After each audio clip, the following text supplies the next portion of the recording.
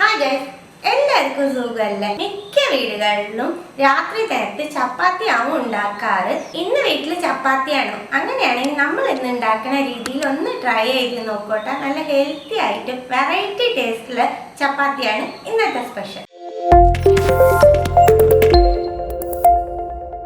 1/4 cup ചെറുപയർ പരിപ്പ് എടുത്ത് 1 മണിക്കൂർ കുതിർത്തി വെച്ചേക്കുന്നതാണ്. അതിലേക്ക് 1/4 ടീസ്പൂൺ മഞ്ഞൾപ്പൊടി ചേർക്കുന്നുണ്ട്. കുറച്ച് ഉപ്പ് ചേർക്കാം. എല്ലാം ഒന്ന് മിക്സ് ചെയ്ത് കൊടുത്ത് പരിപ്പ് 1/4 ഭാഗം വേവിച്ചെടുക്കാം. പരിപ്പ് ഇപ്പം 1/4 ഭാഗം വെന്തുണ്ട് കേട്ടോ. ഞാൻ കാണിച്ചു തരാം. കണ്ടില്ലേ, 1/4 ഭാഗം വെന്തത് 5 മിനിറ്റ് പോലും വേണ്ടി വരില്ല കേട്ടോ. പരിപ്പ് കുതിർത്തി വെച്ചിട്ടാ വേവിക്കണമെന്നുണ്ടെങ്കിൽ നമുക്ക് ഈ വെള്ളം ഊറ്റിയിട്ട് പരിപ്പ് തണുക്കാനായിട്ട് വെക്കാം. ഈ വെള്ളം ആവശ്യമുള്ളതാണ് കേട്ടോ. വേവിച്ച് വെച്ച പരിപ്പ് തണുത്തുണ്ട്. ചപ്പാത്തിക്ക് നമുക്ക് മാവ് കുഴയ്ക്കാം. 1 കപ്പ് ഗോതമ്പ് മാവ് ചേർക്കാം. 1/4 ടീസ്പൂൺ ചെറിയ ജീരകം, 1/4 ടീസ്പൂൺ ചില്ലി ഫ്ലേക്സ്, ഒരു ചെറിയ കഷ്ണം ക്യാരറ്റ് കുരുകുരാന്ന് മുറിച്ചതാട്ട. എല്ലാം ചെറുതായിട്ടാണ് മുറിച്ചേക്കണേ. ചെറിയ കഷ്ണം ഇഞ്ചി, കുറച്ച് വേപ്പില, പകുതി പച്ചമുളക്. കുട്ടീസിനൊക്കെ ഉണ്ടാക്കി കൊടുക്കുകയാണെന്നുണ്ടെങ്കിൽ പച്ചമുളക് ഒഴിവാക്കിക്കോളൂ. കുറച്ച് മല്ലിയില, നമ്മൾ വേവിച്ച് വെച്ചേക്കണ പരിപ്പ്, 1 ടീസ്പൂൺ ഓയിൽ. ഇതെല്ലാം ഒന്ന് ഫസ്റ്റ് മിക്സ് ചെയ്യാം.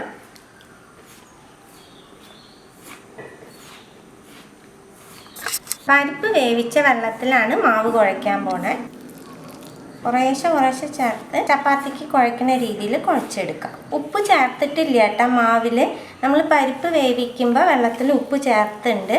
എനിക്ക് ആ ഉപ്പ് മതി. നിങ്ങൾക്ക് ഉപ്പ് വേണം എക്സ്ട്രാ എന്നുണ്ടെങ്കിൽ മാത്രം ചേർത്താൽ മതി. നല്ല സോഫ്റ്റ് ആയിട്ട് കുഴച്ചെടുത്തു. ഇനി ഇതിൻ്റെ മുകളിൽ കുറച്ച് എണ്ണ സ്പ്രെഡ് ചെയ്തിട്ട് നമുക്ക് 15 മിനിറ്റ് മാറ്റി വയ്ക്കാം. അതിൻ്റെ ഇടയിൽ ചപ്പാത്തിക്കുള്ള സൈഡ് ഡിഷ് റെഡിയാക്കാം. അതിലേക്ക് 1 ടീസ്പൂൺ ഓയിൽ ചേർക്കുന്നുണ്ട്. എണ്ണ ചൂടാകുമ്പോൾ 10 ചെറിയ ഉള്ളി, 5-6 വെളുത്തുള്ളി, കുറച്ച് വേപ്പില, ചെറിയ കഷ്ണം ഇഞ്ചി, ഈ വലിപ്പത്തിലുള്ള പുളി, 4 ചുവന്ന മുളക്. ഉള്ളി ഒന്ന് സോഫ്റ്റാക്കി എടുക്കണം. ഉള്ളി നല്ലോണം സോഫ്റ്റ് ആകുമ്പോൾ ഇതിലേക്ക് കുറച്ച് മല്ലിയില ചേർക്കുന്നുണ്ട്, കുറച്ച് പുതിനയില.